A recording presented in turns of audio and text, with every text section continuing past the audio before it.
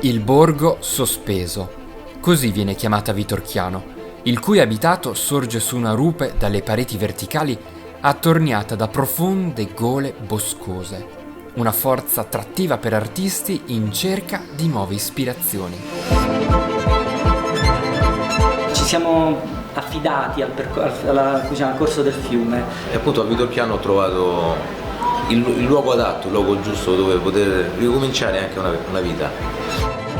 Ma ciò che più mi affascina di questo borgo è l'essere stato un laboratorio di civismo.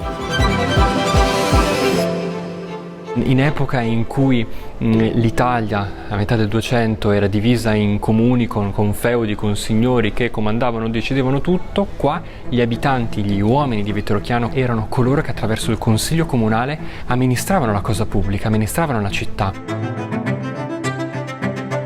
Questi sono atti del Consiglio Comunale, cioè qui venivano prese decisioni non da un padrone, non da un dominus, ma venivano prese decisioni dai cittadini che venivano eletti nel Consiglio e che decidevano.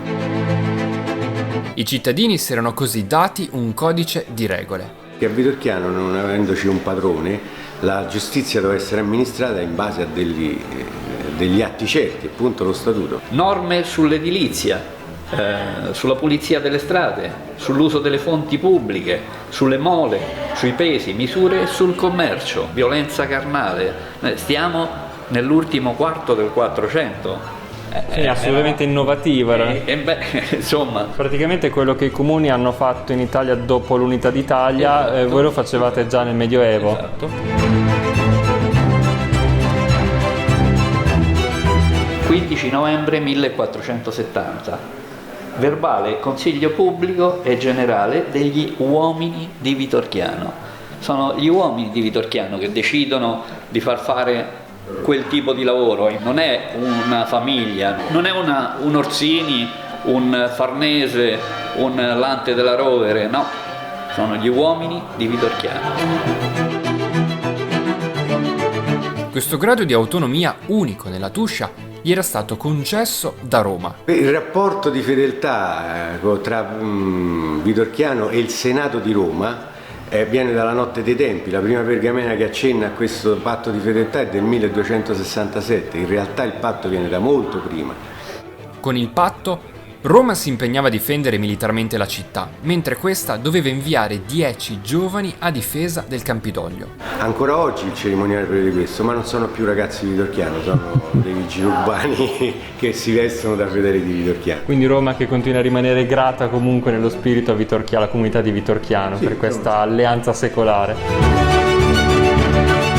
Ancora più antichi sono i massi di peperino su cui sorge Vitorchiano, ammirabili da vicino attraverso la porta tiberina. Qua partono i sentieri di trekking, di escursionismo segnati, che permettono quindi di connettere l'abitato in cima alla rupe con il fondo della forra. La forra non è altro che questo canyon che è appunto scavato dal fiume, dal corso d'acqua.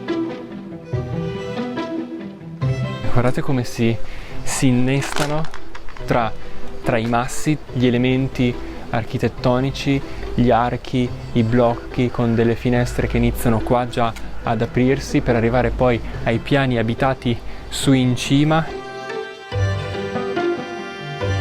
È come se gli edifici spuntassero come dei funghi aggrappati alla roccia. Si parte dai monoliti nel basamento della rupe per arrivare poi alla smaterializzazione nei tanti mattoncini che invece vanno a comporre le facciate degli edifici. Un legame inossidabile con la natura che offre materia agli edifici e che entra nei vicoli. Un abbraccio verde che sa d'antico e che attrae nuovi residenti.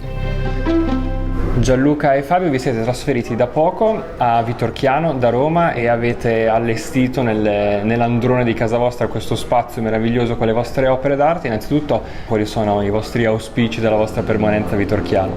Vorremmo che questo spazio diventasse una sorta di Wunderkammer permanente, creata dalla suggestione che i nostri lavori affiancati in qualche modo producono. Wunderkammer, spiegacelo. Camera delle meraviglie, la convivenza fisica ci ha fatto rendere conto che i nostri lavori affiancati producevano un senso che andava anche oltre l'intenzione originaria.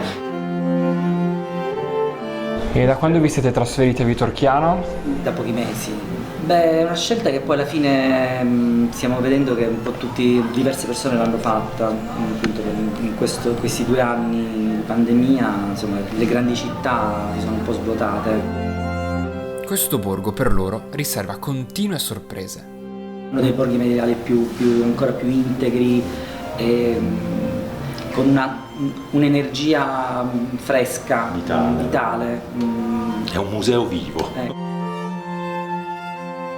Ma poi a un certo punto abbiamo sentito proprio il bisogno di una dimensione che fosse più umana, più percorribile, con semplicità, con facilità, e quindi per quello ci siamo guardati intorno e abbiamo pensato alla provincia, perché comunque è una sensazione che poi il lockdown ha amplificato.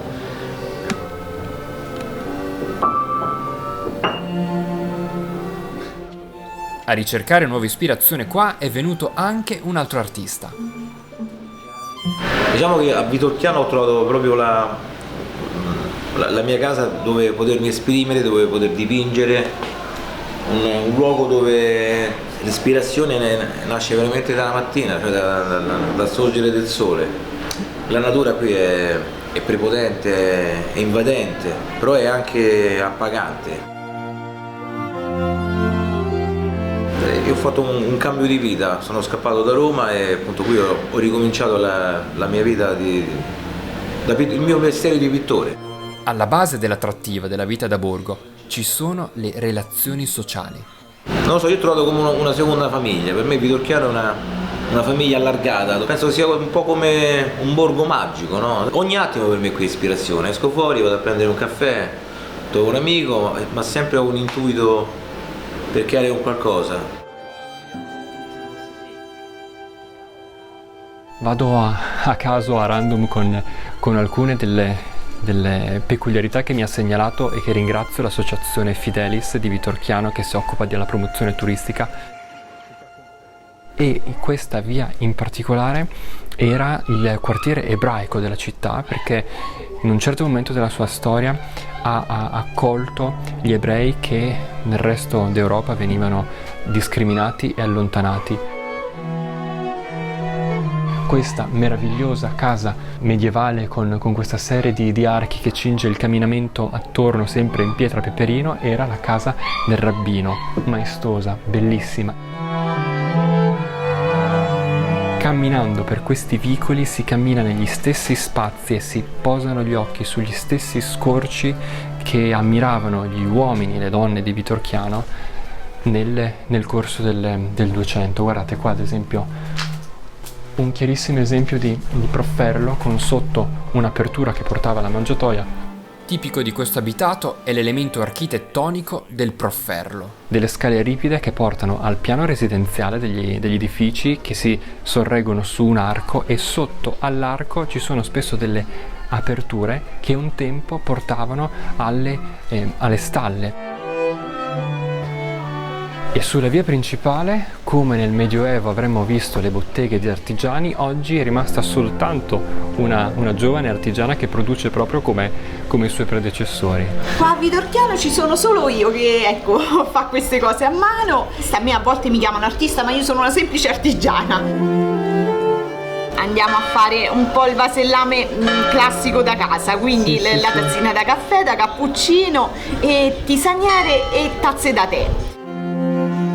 Questo lavoro ormai sono 11 anni che lo faccio. I miei studi erano tutt'altro, mi piaceva tanto, c'era bisogno di lavorare e dico ci provo, e una prova è andato poi il mio lavoro che ormai mi tengo, perché devo dire che mi dà buoni risultati. Sei un po' medievale dentro. Esatto, sono un po' antica dentro. Saluto Vitorchiano da una terrazza, e non sono l'unica a farlo. Ad osservare, anzi forse quasi a proteggere il borgo di Vitorchiano c'è questo Moai, la riconoscerete forse, la tipica statua con la testa gigante che si ritrova nell'isola di Pasqua.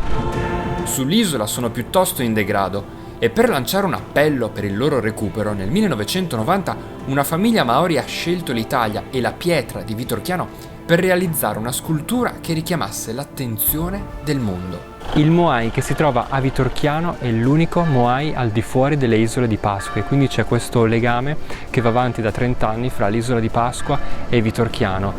Ma di suggestioni, simbolismi e antichi misteri è piena anche la prossima meta.